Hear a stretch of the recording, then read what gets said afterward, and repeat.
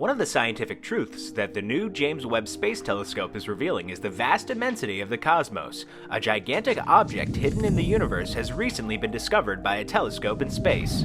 What gigantic object was found by the JWST? What is its size? What effects does the size have? Hello everyone, and welcome to Discovery Scene. In today's video, we will be going in depth about the James Webb Telescope's terrifying discovery that changes the universe.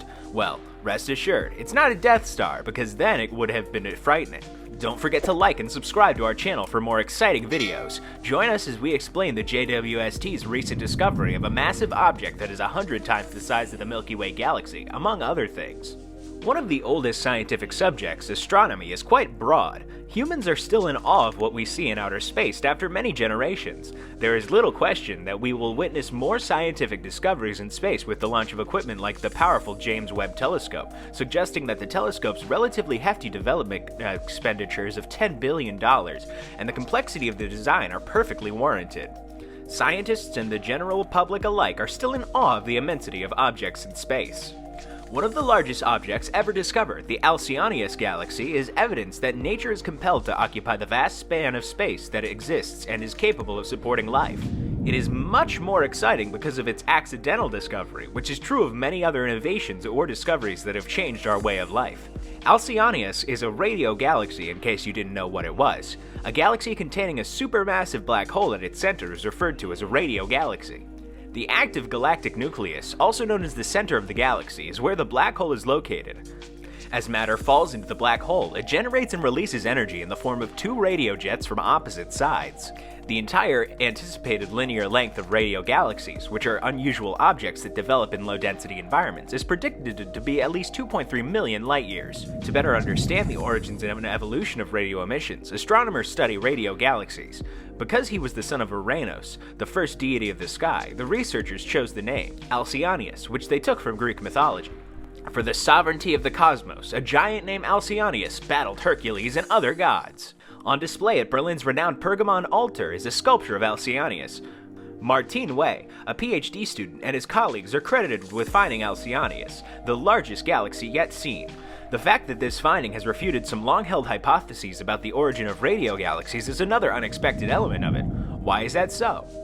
Scientists had never seen such massive objects produced by a single galaxy, so the fact that the newly discovered galaxy was photographed with two plasma plumes was unusual. Nevertheless, scientists realized that some galaxies have a sphere of influence that extends far beyond their usual surroundings. What is the Alcyoneus galaxy size? Be mindful of how measurements of objects in space, like this galaxy, operate. Scientists can only measure the size of a galaxy from one perspective since they can only take celestial photographs from Earth. Even while scientists regularly measure an overall length that is lower than expected, in the case of Alcyoneus, the low estimate is nonetheless irrationally amazing. More than 100 Milky Way galaxies may be lined up along the galaxy's length of more than 16 million light-years. Only 10 of the more than 1,000 radio galaxies found by researchers are longer than 10 million light-years. Alcyoneus was found using the LOFAR 2-meter sky survey, or LOT, second dataset. Angular compact sources were removed, and imaging at 60 and 90 resolutions were used to reprocess the LOT data released too. With the help of the pictures they were able to create, they were able to research a new sensitivity domain for radio galaxy lobes, and they now have fascinating data to use in their search for previously undiscovered radio galaxies with extremely long angular sizes. Alcyoneus is also rather close to Earth in terms of cosmic distances. It's only a little over 3 billion light-years away, which still puts it in the neighborhood of our galaxy. The vast galaxy, according to astronomers, is located in a region of the Earth's sky that is comparable to the Moon.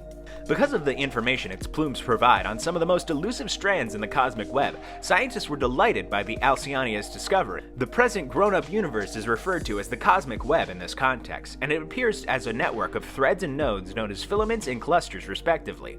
The detection of the space between galaxies, which has only been done a few times, is tough, but not difficult to see. Scientists anticipate that Alcyoneus will change this.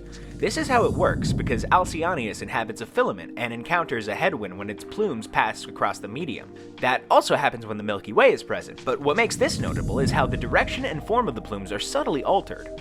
For many years, astronomers thought that filament characteristics would harm the forms and pressures of the plumes in radio galaxies. But up to the discovery of Alcyonius, researchers had never come across a case where such a relationship existed. They now determined that Alcyonius plumes are so massive and uncommon that the environment may rather readily mold them. So how did Alcyonius get so big? There are a few theories. Alcyonius was thought to have been created by a massive black hole by the researchers who discovered it.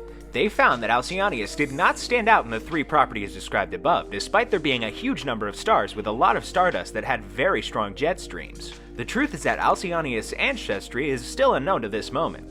There's widespread knowledge that planets have moons. The Earth, for instance, has one, as any high school geography student will attest to. Certain planets, such as Jupiter and Neptune, have multiple moons. Asteroids with moons, however, are less common. Only around 150 of the roughly 1.1 million asteroids observed so far have moon companions, but scientists have detected a very uncommon asteroid with 3 moons. How did the asteroid Electra get not 1, not 2, but 3 moons? It's important to remember that Electra was first identified as an asteroid in the 19th century. Its role as the supreme commander of an army of 3 moons was only recently confirmed. In the belt of asteroids between Mars and Jupiter, a 160-mile-long asteroid was found in 1873. 2003 saw the discovery of its first moon, while 2014 saw the discovery of its second moon. 130 Electra, or Electra for short, showed researchers how to detect weaker, more challenging moons, such as those attached to asteroids. Asteroids are relatively tiny bodies with, at best, poor illumination. Therefore, anything even smaller put adjacent to an asteroid will be fainter and dimmer, since it will most likely be outshone by its parent body, making moons smaller or closer to their parent difficult to see. Exoplanets orbit their anchor stars for similar reasons, making them exceedingly elusive planets. The first moon is approximately 6 kilometers long and orbits Electra at a distance of around 1,300 kilometers. The second moon is considerably smaller, about 2 kilometers broad, and circles the asteroid on average at a distance of 500 kilometers. The newest moon, measuring about 1.6 kilometers in length and orbiting at a distance of around 340 kilometers, is likewise the smallest in the group. Due to this, seeing is difficult. It is around 15,000 times fainter than the asteroid. The third moon orbiting Electra was founded by Anthony Bordeaux and his colleagues at the National Astronomical Research Institute of Thailand. The study team laboriously reduced noise from the raw data from the spherical instrument mounted on the European Southern Observatory's Very Large Telescope using a freshly constructed data reduction pipeline. The sphere can extract photos of very faint things from space and take incredibly detailed pictures of anything in space. Curiously, the third moon was found utilizing more recent image processing methods of older photos. All 3 moons could have formed similarly to how Earth's moon did, indicating that Electra was most likely struck by another asteroid before the collision that created the Earth's moon. An asteroid's mass and size may be used to calculate its density, which yields a plethora of information on the asteroid's composition. Therefore, many moons could still be concealed in historical data, waiting to be found. All it takes is a new perspective on the data. Please share your thoughts on these discoveries with us. Tell us what you think. Here are some amazing videos that I believe you will enjoy. Simply click the left or right video to watch it.